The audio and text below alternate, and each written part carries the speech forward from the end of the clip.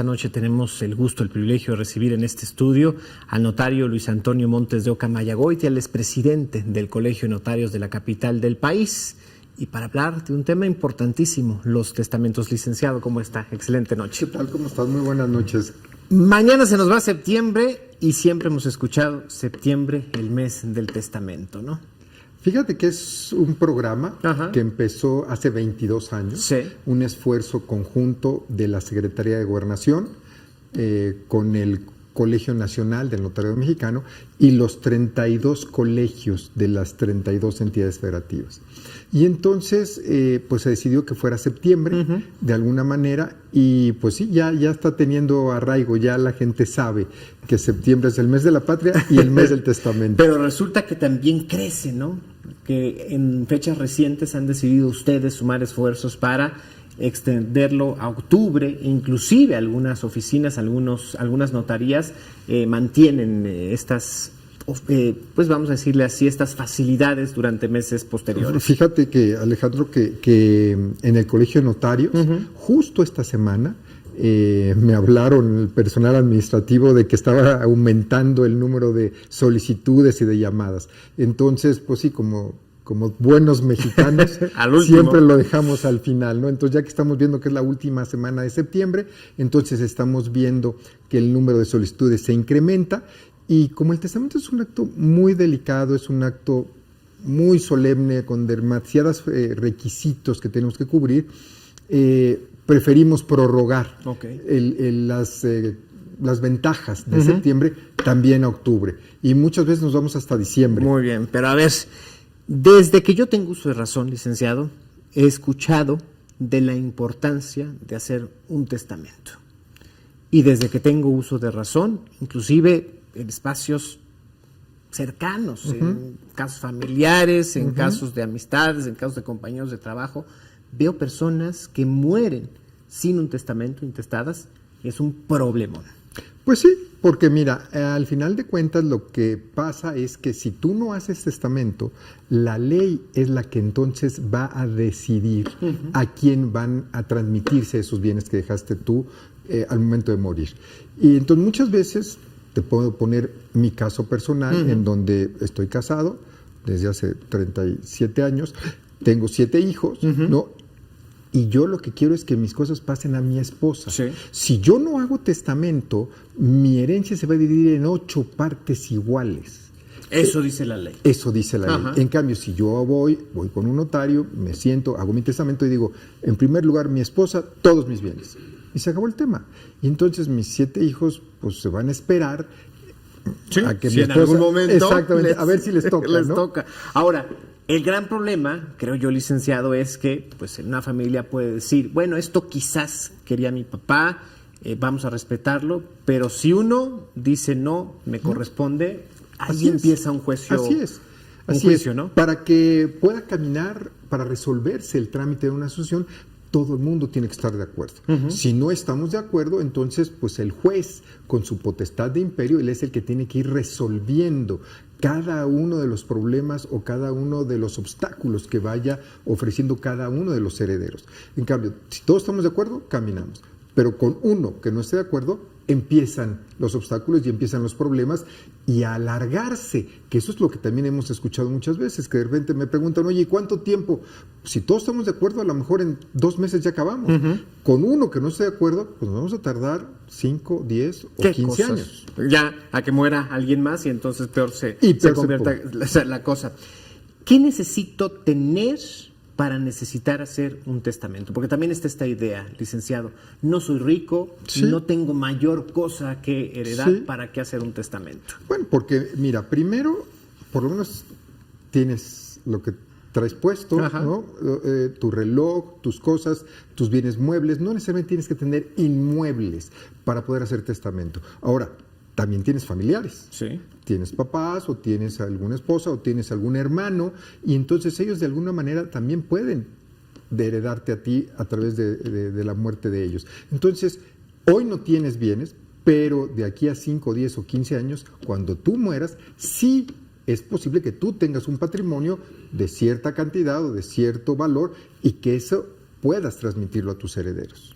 Padres de hijos jóvenes, menores de edad, es importante, claro, ¿no?, que tengan un esa testamento. esa es otra razón, tienes toda la razón. O sea, aquí, por ejemplo, padres que tienen hijos menores de edad, y entonces ellos tienen la posibilidad de nombrarle un tutor testamentario a través del otorgamiento de un testamento. Supongo también que en caso de un hijo con un problema de discapacidad Sí. intelectual, con un Sí. gesto, también es si tengo importante, un ¿no? hijo Ajá. mayor de edad, cuando son menores, no hay duda, tengo la posibilidad de nombrarles un tutor. Ok. Y además, un dato importante, Alejandro, es excluyendo de la patria potestad a los abuelos. Bien. ¿No? Porque hoy en día, ¿qué dice la ley? La ley dice, los padres ejercen la patria potestad sobre sus menores hijos. Es del padre a la madre, Así viceversa. es, así es. Ajá. En principio los dos padres. Exacto. Si falta alguno de ellos, el que sobreviva es el que sigue ejerciendo patria potestad. Ajá. A falta de los padres, los abuelos, paternos o maternos, lo que decide el juez. Y entonces ahí ya entramos en conflicto.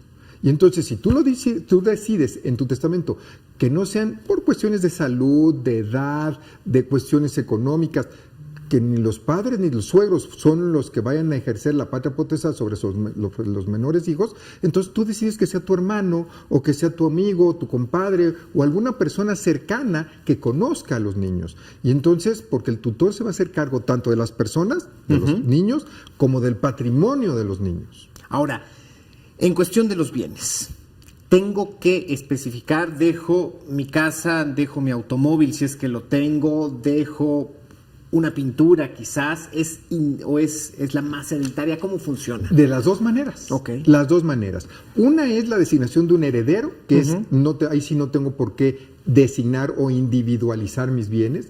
Y otra es a través de la designación de legatarios.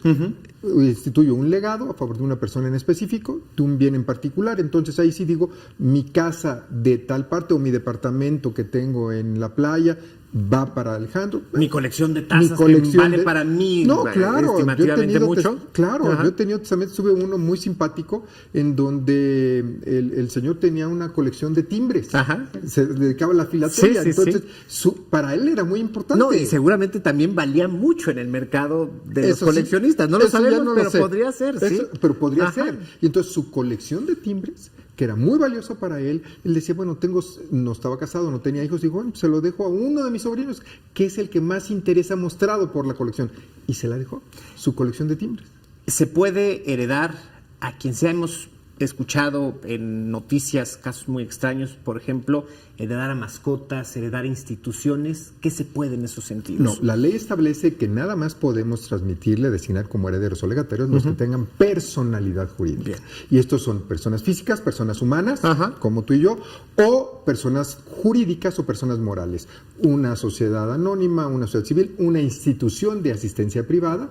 Aquí el punto, no se lo puedo dejar a mi perro, Ajá. ¿no? Pero sí se lo puedo dejar a la institución que se dedica a cuidar a los perros. O un fideicomiso que se establezca Exacto, para tal, ¿no? eso es Ajá. diferente, porque el fideicomiso se lo estoy dejando a una institución fiduciaria Ajá. para que ahí se aporten los recursos, se aporte el patrimonio y que con eso, con los productos, se vaya dando un beneficio a ciertas cosas. ¿El testamento se hace una sola vez y vale de por vida? ¿Hay que actualizarlo o cómo funciona? El testamento tú lo otorgas y no pierde validez hasta que muera la persona. Pero lo que recomendamos los notarios es que, pues de vez en vez, sí se acuda con el notario para revisar, sobre todo el entorno familiar, ¿no? O sea, yo a lo mejor cuando otorgué el testamento era soltero, hoy estoy casado, Sí. entonces, bueno, pues tengo que modificarlo para beneficiar a mi cónyuge.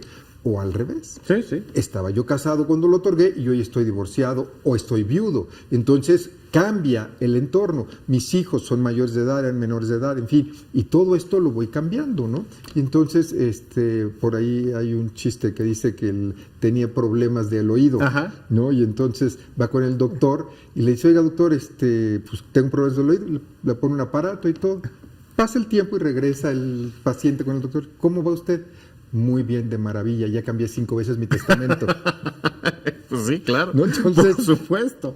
Por supuesto. Porque- Y se vale, ¿no? La voluntad Claro, de una persona. Claro, Ahora, claro. ¿qué pasa, licenciado, con estos casos en donde los hijos dicen, mi padre, mi madre cambió su testamento, ya no en las mejores condiciones? No, ahí los notarios para eso estamos, Ajá. para verificar que el testador, al momento en que acude con un notario esté en plenitud de facultades mentales y que lo manifieste en una forma clara y terminante. La ley, por ejemplo, te pongo un caso en donde prohíbe que contesten o manifiesten su voluntad a través de monosílabos. Okay. No se vale decirle, oiga señor, ¿verdad que usted quiere darle a Alejandro? Sí. No. Eso no se puede. No. De esa manera no se puede otorgar el testamento. Tiene que manifestarlo. Entonces, por eso te digo que hay muchos requisitos que tenemos que observar al momento del otorgamiento del testamento. Y quienes hemos estado en algún trámite cercanos a ustedes, sabemos de la integridad y sabemos justamente de eso. O sea, acercarse a un notario es confianza, es signo o es darle certeza a la persona y al acto jurídico que pretende otorgar. ¿Qué tan complicado es hacer un testamento? ¿Cuánto me va a quitar de tiempo, vamos a decirlo en este término tan... Son 3 requisitos. Bien. Primero, tener una identificación oficial. Con fotografía, puede ser tu credencial para votar, pasaporte, tu licencia para conducir, tu cédula profesional, en fin, la cartilla del Servicio Militar Nacional. 2, tener una hora de tiempo que puedas acudir con el notario para poder platicar todo esto. Estoy soltero, estoy casado, tengo hijos, no tengo hijos, o vivo con una persona, ¿no? También se vale vivir en concubinato, en fin. Y por último, tener ganas de hacerlo. Eso ya es muy fácil. Con tres cosas muy sencillas. ¿Qué tan caro es hacer un testamento? Normalmente en todo el año, los notarios en la Ciudad de México tenemos un arancel. ¿Sí? ¿Qué es el arancel? Está aprobado, donde está lo más que podemos cobrar o lo que debemos de cobrar por cada acto jurídico, que está aprobado por la Consejería Jurídica y Servicios Legales. Ese arancel se publica en la Gaceta Oficial del Gobierno de la Ciudad de México y ahí está el dato de lo que debemos de cobrar. Normalmente en todo el año cobramos 7,000 pesos por un testamento. En septiembre estamos cobrando exactamente el 50%, 3,500. Así es, incluyendo el IVA y incluyendo también los derechos por la presentación o el aviso que damos del otorgamiento al Archivo General de Notaría. ¿Qué es este otro testamento? Me parece que el término es testamento abierto, ¿o cuál es...? Bueno, como se denomina el testamento que tenemos hoy es el testamento público abierto. Es el que otorgamos. Es del que estamos hablando. Del que estamos hablando es este. Es un testamento porque es para después de la muerte, público porque se conoce la voluntad de la persona y porque se otorga ante un notario público. Bien. Y abierto porque conocemos y está otorgado en una escritura. Antes, hasta 2012, Alejandro, a lo mejor tenemos ahí un poquito las fechas, en 2012 teníamos 8 tipos de testamento en la Ciudad de México. El público abierto, el público cerrado, el público simplificado y el hológrafo. Esos eran 4 ordinarios. Y 4 especiales, el privado, el marítimo, el militar y el hecho en país extranjero. Entonces, bueno, pues ya a partir del 2012 se modifica y entonces el legislador dice, me quito de problemas, únicamente el público abierto. Es el que se reconoce aquí en la capital del país. Hay que acercarse simplemente al notario de confianza. Así es, o el que esté más cercano a tu domicilio, ¿no? O sea, puede tu auditorio puede acudir al Colegio de Notarios y ahí estamos en toda la Ciudad de México, en toda la capital, en donde pueden acudir al que esté cerca de su domicilio, cerca de su fuente de trabajo, en fin, a quien pueda acercarse estando cerquita para poder acudir, ¿no? Y 1 hora de tiempo es nada para lo que vamos a ahorrar de problemas. Y lo que estamos haciendo en septiembre y ahora en octubre es que ampliamos los horarios. Entonces hay gente que por cuestiones de trabajo, por cuestiones de las escuelas de los niños no puede acudir entre semana. Hay notarios que estamos trabajando sábados y domingos para atender las solicitudes. La asesoría en función del testamento es gratuita también. Siempre, ¿no? La asesoría de ustedes son muy abiertos. Normalmente pero en este caso para el tema de los testamentos, en septiembre es totalmente gratuita y obligatoria para nosotros. Pues de verdad, licenciado, muchísimas gracias. Ojalá y que más gente se anime, se aventure, se atreva, se decida, porque va a heredar problemas y muchas veces también va a garantizar que su familia permanezca unida. Nosotros, como lo entendemos en el Colegio de Notarios de la Ciudad de México, al testamento es como un acto de amor de las personas hacia su familia. Pues a dejar la indiferencia y pues bueno, de alguna u otra manera también dejar tranquilidades. Muchísimas gracias.